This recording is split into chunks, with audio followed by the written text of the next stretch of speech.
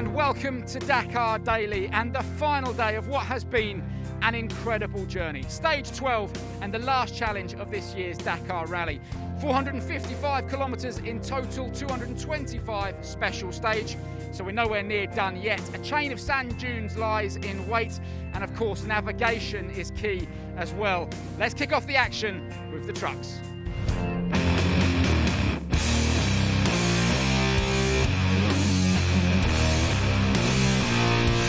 Domination, that's the word to use when referring to Kamaz and their reign of victories at the Dakar Rally. In their 30th appearance on this event, Kamaz have sealed their 18th outright win in the truck category, marking a staggering 60% win ratio. This year, Dmitry Sotnikov has taken 5 stage victories and sealed the win for the Russian manufacturer. It was the best race in my career, and it was my dream and a lot of work, many years of work till my first Dakar 2014, and finally we won it. Last year we had a failure with a big stone, but this year everything was good. The first half was really fast for us, and we did give a good gap for the time. And the second part we just reached the finish every day, and I think this tactic was best for us. Congratulations Dmitry Sotnikov on his first ever Dakar win, and based on this year's performance it's unlikely to be his last. In the quads, it was a close-fought battle this year, right up until Nicolas Cavigliaso suffered clutch failure on the marathon stage on his way into Sakaka. That handed the lead to Manuel Andújar, who started today with a 26-minute advantage. The question is, could he convert that into victory?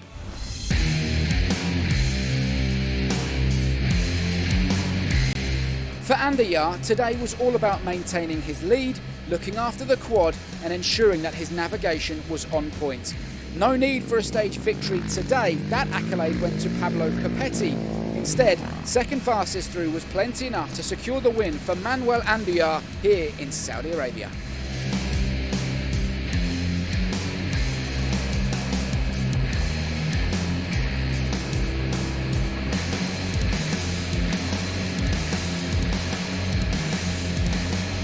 A superb ride from Andújar, another man to take his first Dakar victory. So that's the trucks and the quads wrapped up. Let's take a closer look now at the lightweight side-by-side category, and it's been game on between the OT3 and the SSV. Now, arguably the star of the OT3 crew has been American Seth Quintero. He's been taking stage wins and setting records, but on the Dakar, experience is what pays, and on his 10th, it's Francisco Lopez Contado who comes into today in control.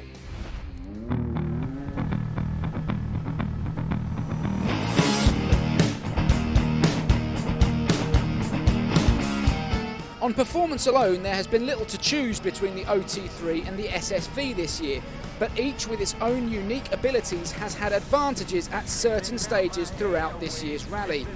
The OT3s claimed some special stage victories, including Cristina Gutierrez taking the first stage win for a woman in 20 years, and Seth Quintero becoming the youngest ever Dakar stage winner at just 18 years old. Today's stage win went to Chris Meek. After a difficult Dakar debut, the Northern Irishman finally breaking his duck. But in the end, it was experience that paid off overall and got the job done. Francisco Lopez Contado, taking 5 stage wins, has claimed his second Dakar crown in his Can-Am SSV. This year is very difficult for the presentation for the big problem in the world. But it's very happy for my sponsor, for my country, for my co-driver Juan Pablo. The last year, the podium, not possible the win. For this year, it's very happy for the win. It's perfect. Great to see Francisco Lopez Contado back on the top step of the podium. Moving on to the bikes, and what a year it has been. So much action, so much drama. Yamaha have struggled. They lost 3 early on to engine failure. KTM's Matthias Walkner out of contention with clutch failure on stage 2. And Toby Price, who remember was battling for the lead, he crashed out on stage 9. That left Kevin Benavides, Sam Sunderland and Ricky Brabeck to fight it out for overall honours. Now coming into today's final stage, it's advantage Benavides by 5 minutes from Sunderland.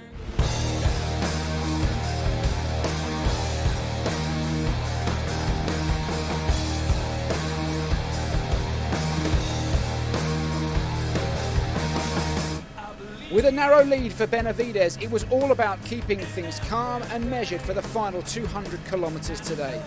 Sam Sunderland led the field away, but in what has been the case in many stages this year, navigation proved difficult and he lost nearly 12 minutes by the first waypoint. For Benavides, consistency was the key to this year's rally, and that consistency has been rewarded with his first Dakar victory.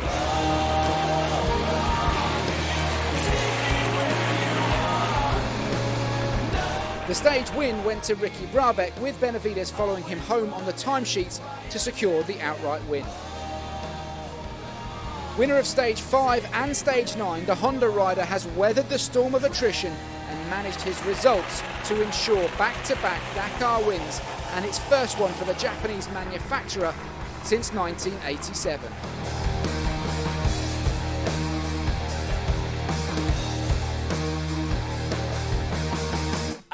It's amazing. It's really difficult to explain this feeling, this sensation. This was my dream, so now this moment is unbelievable.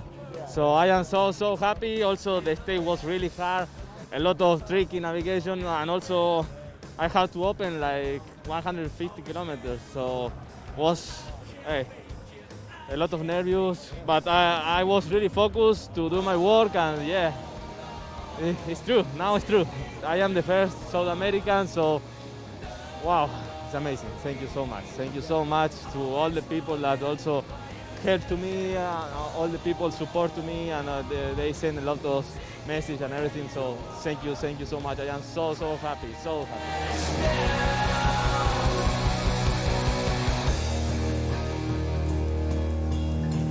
For Sam Sunderland, a costly final stage, finishing 12th, means he completes this year's Dakar in a respectable third place.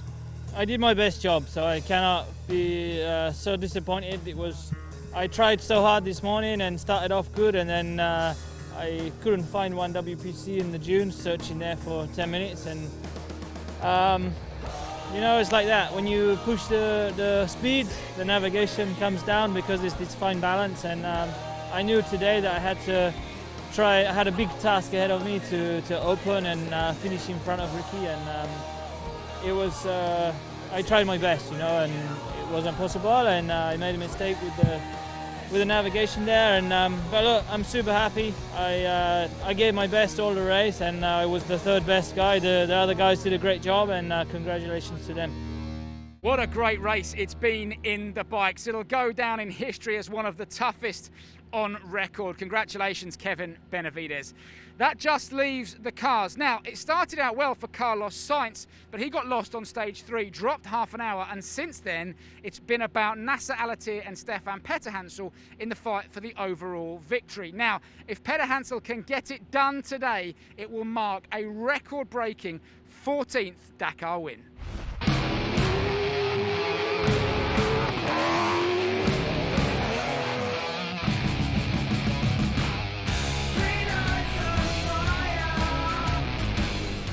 The competition in the car category was especially strong this year.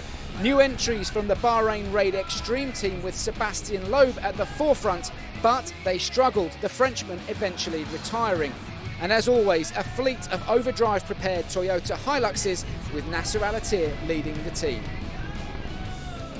Al-Attiyah took 5 stage victories this year, but at times navigation caught the Qatari out and he lost time.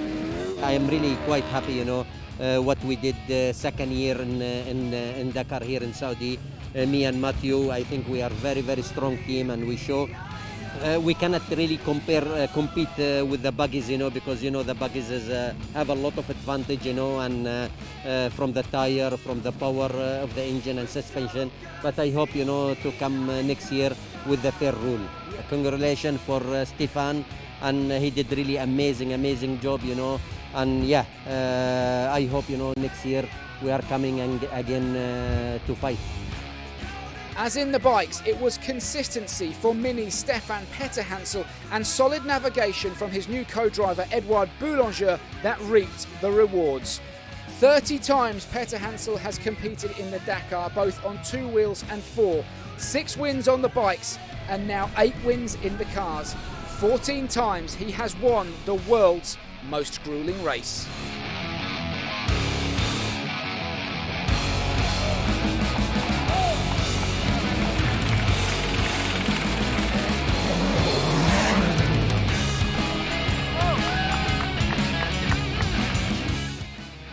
Here are today's stage results.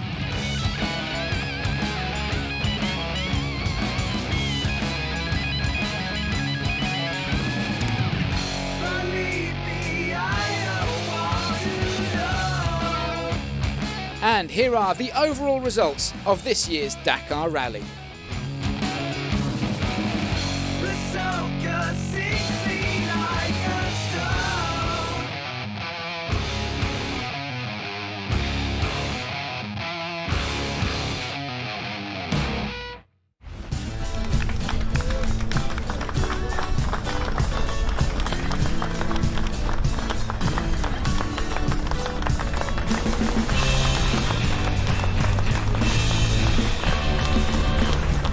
He is the best there's ever been and the best there's ever likely to be. Monsieur Dakar himself, 14 times a winner of the Dakar Rally. I suppose first of all we've got to say congratulations. I bet you didn't get much sleep last night, Stefan. Yes. I'm really tired. For sure the pressure go down. But last night I just think about the possibility during the day. And it was a lot of pressure. The last 6 or 7 days it was a lot of pressure on the body. And now we are relaxed and we are really happy because to get this victory, this one is really a special one, you know. Which I changed just a few months ago, the co-driver. It was also really important for me to try to win this year, to celebrate the 30th anniversary between my first victory on this one. And also it was important to win here, to be the first with a victory in Africa, South America and Saudi Arabia, so in the 3 different continents. So it was too much pressure and now I'm really tired. I bet you're exhausted. Listen, while I've got you, I want you to cast your mind back 30 years. 1991, you're throwing your leg over a Yamaha and you win your first ever Dakar Rally. Did you ever think in your wildest dreams Never. you'd go on and do 14? No, never, for sure, never. My first goal was to win just one time. And after I start to think that to beat the record of victory of motorcycle, it was 5. To win 6 times, it was the next target for me. But now, for sure, when I finish a race with a victory, I say, how is possible? Normally, it's not possible in one life for only one driver or rider to win 14 times. It's something not normal at the end, I think. I don't think it's a statistic that will ever be beaten. And that must be something you're incredibly proud of. I just can't see it ever being beaten, Stefan. Ever. Yeah. I think you are right, because the history of the Dakar now it's a little bit more than 40 years, but we don't know if it will continue a long time.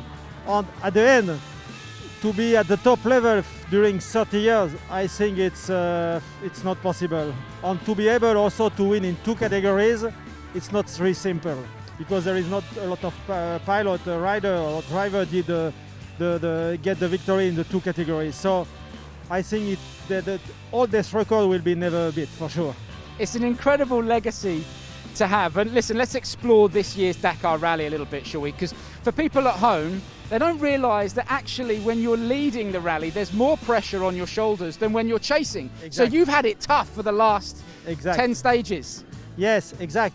I try to work on it because it's just a mental problem, you know. Because it's easy to say, okay, one more victory is nice, but it's not the most important thing. So, but I'm not able to say that, you know. I'm really focused, and it's all the night I think about the scenario for the next day. So, yeah, it's complicated to manage. Maybe I need to have a mental help for the future. I don't know. We've got to talk about the team as well, because they've done a superb job. Winning an event like this is not just a driver and a co-driver, it's a team effort, isn't it? Yeah, exactly. Like you said, my co-driver did an incredible job. Edouard Boulanger, for his first race in the top cars, he did really incredible job. So for me, I did also the job since the beginning, not too much mistake. To win one Dakar, it's not a quiet river, you know, it's always up and down, up, lot of emotion, up and down. So it's really special. Normally we end these interviews by me saying, when are you going to stop? I think we need to go the other way now and say, what are you going to do? I think you need a new challenge. We need to dig out the skateboard again or something like that. I don't know, no. It's always the same, you know, when we finish the race, we need to analyze, to take a rest, and we will see. But I don't know, maybe take a turn with new technology on the Dakar. I don't know, we will see. And so we are done for another year on the Dakar Rally, and what a rally it's been. It's given us everything, action out on the stages, navigational tests like we've never seen before, stunning Saudi Arabian landscape, and of course 5 deserving winners. Thank you to everyone at home who's been watching the shows and joining us on our journey, and of course the small team of people who bring this to your screens. This is the toughest endurance race in the world. Congratulations to everyone who's made it to the finish line. For the majority, that in itself is a victory. With everything that's going on in the world right now, the spirit of the Dakar lives on. For the final time from Saudi Arabia, goodbye.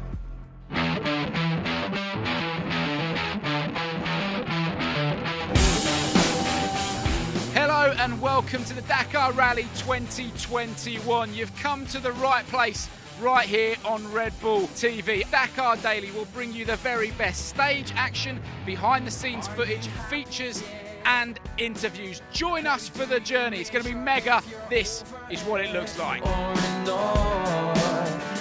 got that coffee grip. Your waterboard beneath through seasons of breathing in that pollen. The quads, trucks and the sides by sides. Daydreaming.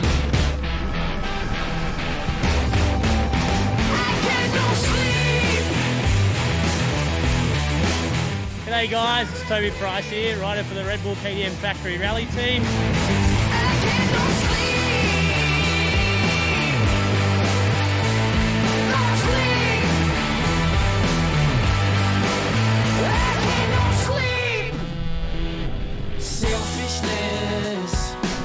At Red Bull TV, we help any downed rider. This Dakar is coming like really strange. A lot of difference day by day. We stay some days up, down, things like that. That we're getting the road books in the morning, so we don't get the time to study and look at the hard notes, so it's definitely tough, that's for sure. This Dakar is really a real Dakar for me since a long time.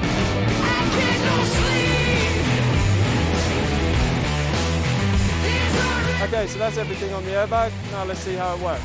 Come on, Jenny. Ready? Yes, go on. 3, 2, 1.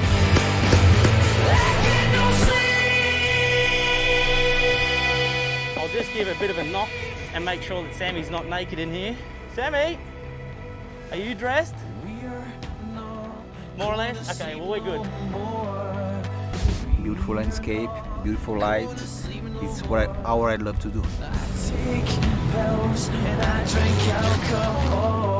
Moving down to the engine, it's a 13-litre diesel unit that's powered by a single turbo. Look at the size of this thing, it's absolutely ginormous. Well, that sounds loose as. They're all loose really. Oh, she's brand new, mate. Yeah, good enough.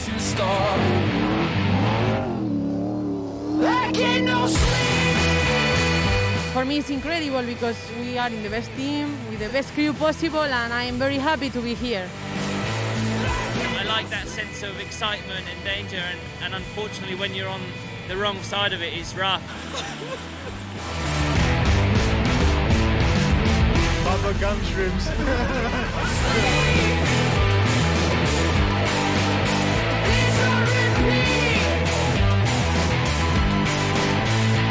Get down, get to the chopper. Arnold Schwarzenegger. But enjoy.